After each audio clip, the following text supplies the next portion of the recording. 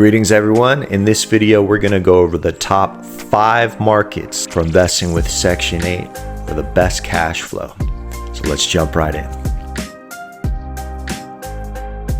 We took a look at cities all across the United States, factored in several different variables to come up with a list of what we feel are the best markets right now to get into, to invest, to maximize your cash flow and scale up quickly.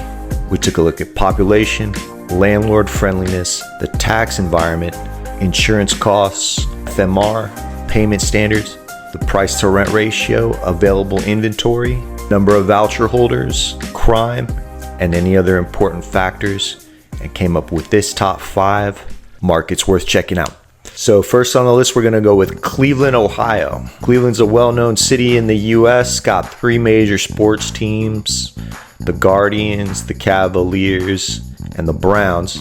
With a population of over 360,000 people, it's a fairly large city, although not as large as some other major metropolitan areas. Population has been declining slightly over the years, but not enough to be a concern. Cleveland is in Ohio, which is considered an incredibly landlord-friendly state, and while the property taxes are a bit higher than the national average, property insurance costs are very low. You combine that with some pretty solid FMRs and payment standards above what the HUD sets as FMRs, and that makes Cleveland a very attractive place for getting the most cash flow through Section 8. More than anything though, Cleveland's got a ton of inventory, and they also have a ton of voucher holders. Over 20,000 voucher holders participate in the program in the Cleveland area. That means if you land the right deal in a quality area, you'll have no problem getting that thing rented out. Now, there is a moderate amount of crime in Cleveland, so you want to be sure that you get a quality property in a quality area, as always, so that you have someone who wants to move out of a bad area into yours and get them a good, safe place to live. Last thing I'll mention to be aware of in Cleveland is that the utilities can run a little bit higher than you might expect in other areas, so just keep that in mind. Pencil out a little bit more in that area when you're calculating your expenses for your deal, and you should be good to go. Next up, we got Birmingham, Alabama. Birmingham's a jewel of the South. It's got great weather, rich cultural history, population of a little bit over 200,000 that is slightly declining, inland enough in the south so that the weather is nice and warm. You get a good amount of rainfall down there, but you're protected for the most part from hurricanes, which can really negatively impact a lot of cities down in the south in that area. Still might get some heavy winds when a tropical storm or a hurricane comes through, but for the most part, you're out of harm's way. And that makes Birmingham a really great city to invest in, especially when you consider Alabama is one of the most landlord-friendly states in the country. And on top of that, it's got the second lowest property tax. Combine that with slightly lower than average insurance costs, you got the trifecta that you're looking for in that area. Birmingham has some solid FMRs and a payment standard above the HUD rates, with a great price to rent ratio, a good amount of inventory, and a moderate level of crime. Birmingham is a great area for Section 8 investing. One thing here to mention, as always, Birmingham does only have around 3,000 voucher holders. That means that if you're going to invest in Birmingham, you want to make sure you get a solid deal on quality housing in a quality area so that you can attract the best quality tenants and make sure that the limited number of voucher holders will actually come to you when they're looking to move. Next up on our list, we got Memphis, Tennessee. Memphis is by far the biggest city on this list. Got over 600,000 people. That population has been somewhat flat for 2 decades. Home of the Grizzlies, the University of Memphis, a city with a rich cultural history, rich musical heritage, and a ton of historical landmarks. Now, although Tennessee is generally not considered landlord friendly, it's not necessarily tenant friendly either. It's sort of middle of the road. You also got middle of the road taxes and middle of the road insurance costs. So nothing that's going to really wow you in those areas. But what you do have is a great price to rent ratio, some really high FMRs, some really high payment standards, and if you find the right deals, the ability to get some really solid cash flow. There's a ton of inventory in Memphis and a ton of off-market opportunities there as well. Wholesalers are very active in this market. And with 8,000 voucher holders, there's a good amount of tenants that make up the available tenant pool. So you can be confident you'll have someone to rent to once you land a quality property. Two things I'll mention and be aware of on Memphis though. There is a ton of crime in Memphis. A ton of crime and violent crime. They got a big problem going on with gun violence.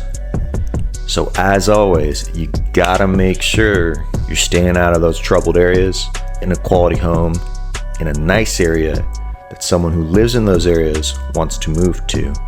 And that's how you land the best quality tenants. Additionally, the Memphis Housing Authority is not known to be the most responsive, at least at the time of this filming. I personally have never had an issue with them, but I know others who have. Just something to be aware of. Everyone's experience is different, and no housing authority is perfect. But Memphis especially stands out for a lot of people as being slow and or unresponsive. So just be aware of that. Irrespective, with the payment standards at where they're at, available inventory, the amount of voucher holders you have, Memphis is a great place for cash flow. Next up, we got one of my personal favorite markets, and that's St. Louis, Missouri. Now, St. Louis has around 286,000 people, and that population is on a slight decline. St. Louis has the Cardinals, the Blues, a rich history with blues music, as well as the Gateway Arch, which is the largest monument in the United States, or tallest, I should say. Like Tennessee, Missouri is not really considered a landlord-friendly state per se. It's more a middle of the ground in that area. Missouri has the 30th lowest property taxes, so not great, not horrible, not necessarily something that's gonna wow you in that area. However, the landlord insurance is incredibly low in Missouri, St. Louis especially. So that cancels out anything else you get with the taxes and then some. The FMRs and the payment standards are above average, not necessarily as high as some of the bigger markets, but definitely enough to get you in the cash flow zone of where you want to be, which I would say is 500 or above if you're really indexing high on cash flow. With the available inventory, the price to rent ratio combined with those payment standards, you can easily find a deal within that range or above. Easily rented out. St. Louis has over 20,000 voucher holders, which with a city of 286,000 people is one of the highest ratios of voucher holders in terms of comparative to the total population. For comparison, Memphis has over 600,000 people, but only 8,000 voucher holders. St. Louis has half the amount of people as Memphis and more than twice the amount of voucher holders. That means that you'll be able to land a solid area, assuming you're able to land a deal there, which if you follow what we teach in the course, you'll be able to do no problem. The one caveat I'll say about St. Louis, if you thought the crime was high in Memphis, wait until you go to East St. Louis. There is a war going on in that part of the town. So know what you're doing when you get in St. Louis. Know what areas to avoid. Lean heavily on your team. Get a quality home in a quality area that gets someone out of the danger zones and gets a good quality tenant in there, and you both benefit. All right, last but not least, we're gonna go right back to the state of Ohio, and the next city on our list is Dayton. Now, Dayton's a little bit different from the other ones here. It's a smaller market, and we're on 136,000 people. That population has been relatively flat for a while. Dayton, Ohio is not really known for much, although it is the home of the Wright brothers. But like Cleveland, it's in a landlord-friendly state, and although it's a little bit higher in taxes, the insurance is very low. Now, the payment standards and the FMRs here are what I call average. They're not as high as the other areas, but it's still a great place to cash flow because of the available inventory and the price to rent ratio. The property values in Dayton are substantially lower than other parts of the country, and there's a lot of inventory there to choose from and use to your advantage to get the best deals possible. Now, Dayton does have a level of crime that you should be aware of. It's a low-income area overall. There are 6,000 voucher holders though in Dayton, which with the city of 136,000 is a really good ratio.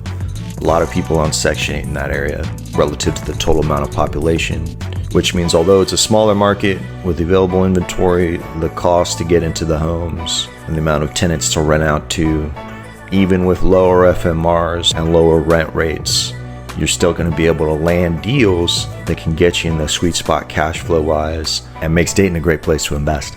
All right, so those are our top 5. Let me know what you think. Hit the like button, hit the subscribe, leave a comment. Let me know if you have any other markets that fit the bill, and I'll see you on the next one.